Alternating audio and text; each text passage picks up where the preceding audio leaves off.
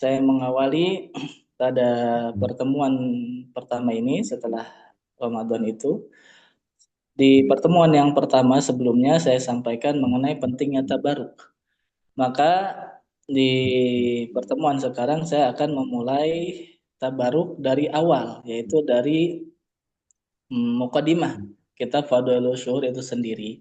Yang sebetulnya sedikit banyaknya sudah saya sampaikan di Manaqib Putat pada beberapa hari yang lalu.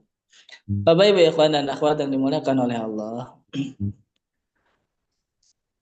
sebelum membaca suatu kitab, ya penting untuk membaca mukadimah. Kitab apapun itu, karena di mukadimah itu kita akan mengenal siapa pengarang kitab itu, kita juga akan mengenal secara ringkas apa isi dari kitab itu, juga metodologi penulisan kitab itu sendiri. Dulu di zaman Hadratus Syekh Aba Anom di silsilah 37 kita mengenal beliau memiliki karya utama magnum opus karyanya yang dijadikan sebagai tabaruk yaitu kitab Miftahus Sudur. Di masa kini kita pengersa bahwa sebetulnya kitab berbahasa Arabnya itu paling tidak ada 4 ya. Yang di dalam kitab cetakan terbaru itu Majmu'atur Rasail itu berisi 4 kitab sebetulnya. Bukan hanya satu Fadhailus Syuhur saja, tetapi memang yang dijadikan tabaruk yang umumnya dikenal hanya Fadhailus Syuhur. Tapi sesungguhnya itu ada 4 kitab. Kemudian kalau kita perhatikan secara seksama antara Miftahus Sudur, antara Miftahus Sudurnya Abah Anom dengan Fadhailus Syuhurnya pengersa Bahos, tentu kalau kita membaca dengan teliti kita akan melihat perbedaan. Paling tidak perbedaannya adalah Miftahus Sudur itu berbicara mengenai hal-hal dasar dalam bertasawuf. Maka kita bisa lihat setelah Muqaddimah, pengersa Bahanom itu berbicara mengenai pentingnya zikir, memperkenalkan zikir, tata cara zikir dan lain sebagainya. Perbab disusun perbab dari hal yang paling sederhana dari konsep zikir, tata cara zikir sehingga kemudian mengenai silsilah dan lain sebagainya. Pembahasan itu kita dapati juga di Fadhailus Syuhur tetapi tidak dibahas secara sistematis seperti di Miftahus Sudur. Karena Fadhailus Syuhur itu secara isi itu lebih kepada materi tingkat lanjut sebetulnya. Jadi kalau secara materi itu lebih mudah menyampaikan Miftahus Sudur karena pembahasannya sederhana dan ringkas. Adapun Fadhailus Syuhur itu berbicara tentang makom rohani. Maka penting untuk membaca Muqaddimah supaya kita tahu apa al-ba'its, apa motivasi, apa latar belakang pengarang suatu kitab. Dalam hal ini adalah guru mursyid kita Hadratus Syekh Muhammad Abdul Basit Al-Masri. Kitab Fadhailus Syuhur itu sendiri ya, itu bisa dilihat di halaman terakhir kitab itu ada keterangan kapan mulai ditulis dan kapan selesai ditulis. Ditulis kitab Fadhailus Syuhur itu pada masa Abah Anom sesungguhnya yaitu di tahun 2000. Sekitar 70 hari pengarsa Abah Aus menulis kitab itu. Dari mulai bulan Sya'ban sampai bulan Dzulqa'dah, awal Dzulqa'dah. Seperti itu. Hadratus Syekh mengawali kitabnya dengan mencantumkan firman Allah setelah basmalah sebagaimana di dalam Miftahus Sudur kita lihat Abah Anom membuka kitabnya dengan firman Allah qad aflaha man zakkaha wa qad khaba man dassaha. Pada rekaman MKTM dulu itu ada istilah MKTM, Majelis Khidmat Tabaruk Miftahus Sudur ya, itu yang kemudian dijaga di Sirna Rasa ada Tabaruk Fadhailus Syuhur pada malam hari sebelum manakib. Itu sayang banyak orang yang tidak tahu sejarah, tidak begitu antusias ikut kegiatan itu. Padahal itu adalah kelanjutan dulu zaman Abah Anom ada Majelis Khidmat Tabaruk Miftahus Sudur. Jadi memang rangkaian acara manakib itu bukan hanya pada pagi hari sesungguhnya. Kalau kita istilah istilah bagi-bagi angpau ya. Artinya membagi-bagi keberkahan dari guru mursyid itu di momen manakib itu sebetulnya dari malam hari di Majlis Tabaruk Fadlul Syur itu juga sesungguhnya acara yang sangat bersejarah. Maka bagi siapa saja yang ikut hadir di Manakib Pusat seyogianya menyempatkan untuk ikut Majlis Tabaruk Fadlul Syur itu. Walaupun nanti pagi hari juga tetap ada Tabaruk Fadlul Syur. Baiklah, Abah Awas membuka kitabnya dengan surah Al-An'am ayat 38. Yaitu Allah berfirman, "Ma farratna fil kitabi min syai'in tsumma ila rabbihim yuhsyarun." Al-An'am 38. Di dalam ayat ini ya, tadi Abah Awas ketika menjelaskan Miftahus Sudur bahwa pangarsa Abah Anom membuka kitab Miftahus Sudur dengan qad aflaha man zakkaha wa qad khaba man dassaha. Beruntunglah orang yang sudah mensucikan dirinya, mensucikan hatinya, mensucikan kalbunya. Sebaliknya rugilah orang yang mengotori hatinya. Di antara penjelasan beliau yang rekamannya bisa kita cari, bisa kita lihat di sosial media ya, di YouTube rekaman-rekamannya itu masih ada. Beliau mengatakan kurang lebih maknanya, kalau istilah riwayat hadis ini riwayat bil makna. Abah Aus menjelaskan tidak mungkin Abah Anom mencantumkan suatu ayat, melainkan ayat itu sudah tahakkuk. Sudah tahakkuk itu nyata, ada pada dirinya. Bagi seorang mubalik, ya, bagi kami khususnya yang sedang belajar itu, tentu kita sangat familiar dengan ayat Allah, ya ayyuhalladzina amanu lima taqulu ma la taf'alun kabura maqtan indallahi an taqulu ma la taf'alun. Yaitu bagi seorang mubalik seyogianya sudah menyampaikan sesuatu yang sudah dia amalkan. Atas dasar itulah Abah Aus mengatakan tidak mungkin Abah Anom mencantumkan qad aflaha man zakkaha. Beruntung orang yang sudah mensucikan dirinya, melainkan pasti Abah Anom sudah termasuk kepada orang yang dimaksud di dalam ayat itu. Artinya qad aflaha man zakkaha menunjukkan bagaimana Abah Anom itu adalah manusia suci. Atau istilah guru mursyid kita, kesucian guru mursyid, sucinya Abah Anom itu bahkan lebih suci daripada seorang bayi. Karena sucinya bayi itu suci secara fitrah, dilahirkan tanpa dosa. Tetapi sucinya seorang mursyid, sucinya seorang insan kamil adalah suci dengan proses mujahadah, dengan proses tazkiyah dan lain sebagainya.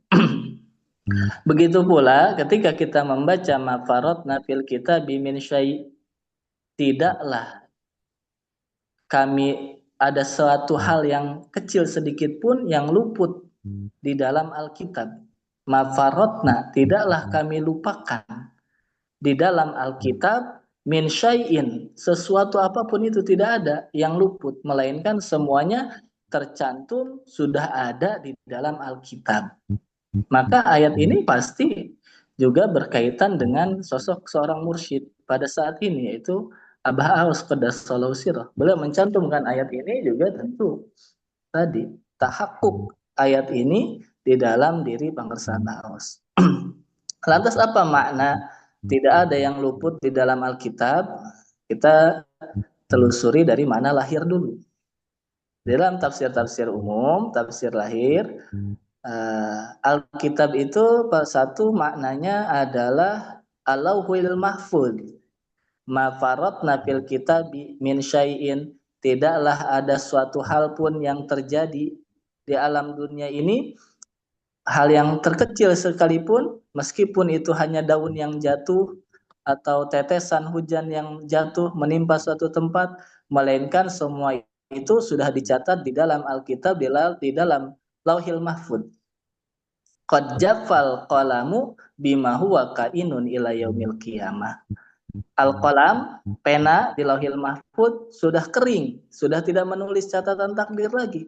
Karena catatan takdir sudah ditulis oleh Allah sebelum Allah menuliskan, sebelum Allah menciptakan alam dunia dan seisinya ini. Catatan takdir dari awal dunia hingga berakhirnya dunia sudah selesai Allah tuliskan. Maka ini makna yang pertama, segala yang terjadi di alam dunia ini semuanya sudah dicatat di dalam Lauhil Mahfuz.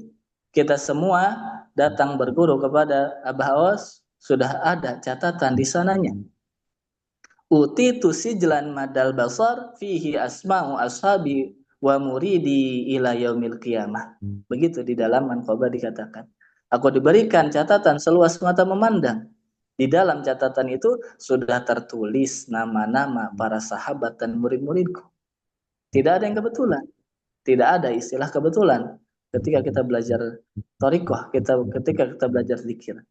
Semua sudah ada catatannya. Hal yang terkecil, apa yang sesuai dengan keinginan kita, yang tidak sesuai dengan keinginan kita, setelah kita belajar zikir khususnya, ataupun sebelum belajar zikir, sesungguhnya semua peristiwa yang terjadi di dalam kehidupan kita, baik dan buruknya itu, sudah tercatat di dalam Alkitab, di dalam Al-Lauhil Mahfuz. Yang dalam pembahasan takdir, itu bisa menjadi pembahasan yang cukup panjang ya, karena ada istilah takdir mubrom dan mu'alak, ada yang bisa dirubah, ada dan yang tidak bisa dirubah. Tapi kita tidak akan membahas itu, kita fokus saja kepada mukadimah kitab. Maka pengersa Abawas membuka Fadlul Syura dengan ayat ini, termasuk di dalamnya yang sudah dicatat di dalam Alkitab adalah kitab Fadlul Syura itu sendiri. Sudah dicatat oleh Allah bahwa akan ada suatu kitab yang dikarang oleh murid Abah Anom, murid pilihannya, murid penerusnya, yaitu kitab Fadlul Syukur. Ini mana Alkitab pertama, yaitu Allahil Mahfud. Mana Alkitab yang kedua adalah Al-Quran. Di dalam Al-Quran itu tidak ada suatu hal apapun, melainkan semuanya sudah ada di dalam Al-Quran. Walaupun tidak ditulis secara eksplisit. Tetapi kata para ulama, di semua hal di dalam Al-Quran sudah terkandung di dalam Al-Quran, meskipun tadi hanya bersifat mujmal. Sehingga Ibnu Abbas mengatakan, laudho ali iqalu ba'ir la wajadtuhu fil kitab. Seandainya aku kehilangan tali pengekang untaku, niscaya kalau aku mencari di Al-Quran, pasti aku akan mendapati itu. Maksudnya apa?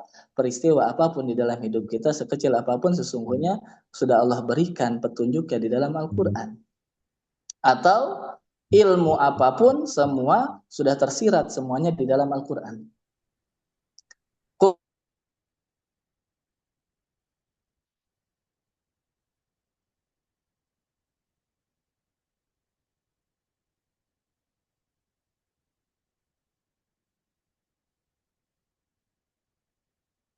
Ataupun ilmu masa kini sudah ada di dalamnya, tersirat di dalamnya. Ilmu-ilmu kedokteran dan lain sebagainya yang baru ditemukan pada masa kini, Al-Quran sudah membahas itu. Bagaimana proses penciptaan manusia dan lain sebagainya. Termasuk ilmu-ilmu yang sifatnya asrar, sifatnya rahasia. Seperti ilmu huruf. Ilmu huruf, Fadlul Syukur itu kan termasuk di dalamnya membahas ilmu huruf. Muharram, mim artinya apa? Ma'anil huruf, makna-makna huruf secara ruhani. Ha, maknanya apa, syawal, shin maknanya apa, itu kan sesuatu yang di mana didapati di dalam Al-Quran. Itulah di dalam Al-Quran kita dapati ahruful muqatta'ah, alif lam mim kaf ha ya ain shad yasin. Sebagian ulama ada yang diberikan pengetahuan tentang makna huruf-huruf itu, walaupun sebagian ulama yang lain memilih untuk tidak mengartikannya. Tetapi faktanya di dalam literatur keilmuan kita dapati banyak ulama yang mengartikan huruf-huruf itu, alif lam mim yasin dan lain sebagainya. Itulah diantara sumber bahwa ilmu huruf itu juga ada di dalam Al-Quran. Kemudian di dalam tafsir Isyari, di dalam tafsir Sufi, makna Alkitab, malam hari ini saya menyampaikan ayat ini saja, tidak menyampaikan mukadimah yang lain, dilanjut di pertemuan selanjutnya. Kemudian makna sufinya, makna isyarinya, mafaratna fil kitab min syai'in, maknanya bukan sekedar Lauhil Mahfuz, bukan sekedar Al-Quran, tetapi Alkitab di situ maknanya adalah al-qalbu. Kita mungkin pernah mendengar Kitabul murid qalbuhu atau qalbul murid kitabuhu. Kitabnya seorang murid adalah hatinya atau hati seorang murid adalah kitabnya. Di mana disitulah seorang mursyid menulis, menanamkan, mencatatkan asma Allah di dalam kitabnya. Maka makna daripada Al-An'am 38 ini, tidaklah ada yang luput, tidaklah ada suatu ilmu, melainkan ilmu tersebut sudah dicatat di dalam Alkitab, di dalam hati seorang mursyid, di dalam hati seorang insan kamil.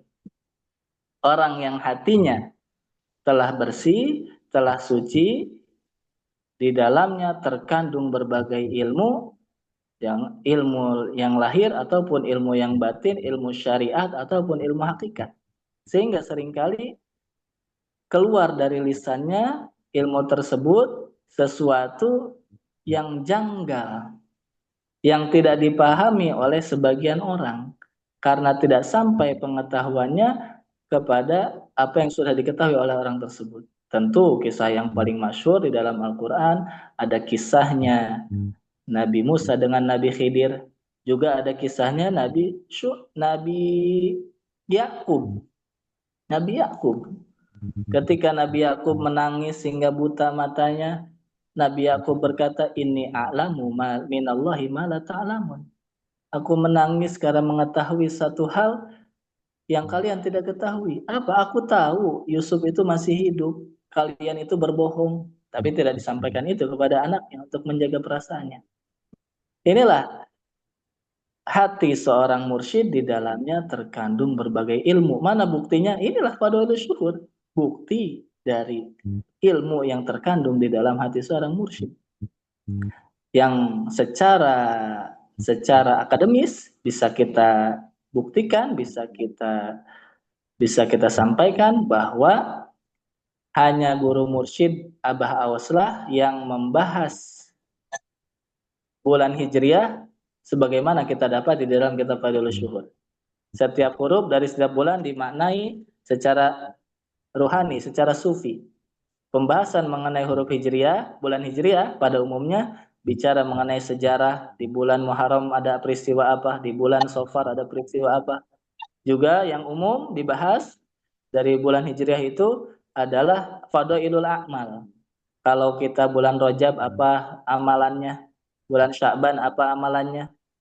Adapun yang membahas secara sufi ada seperti Syekh Abdul Qadir membahas juga, tetapi tidak dibuat satu kitab utuh dari mulai Muharram sampai dengan Zulhijjah.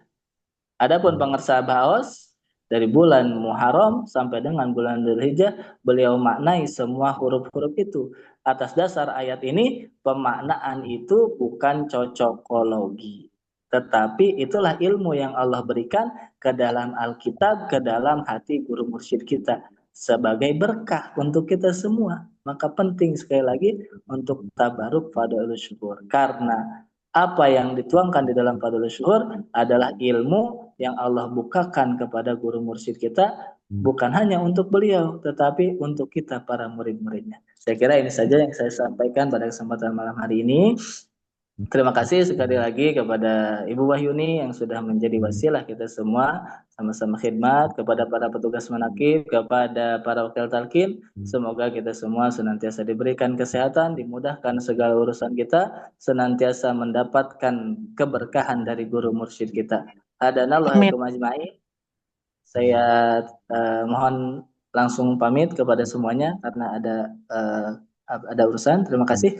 Wassalamualaikum warahmatullahi wabarakatuh.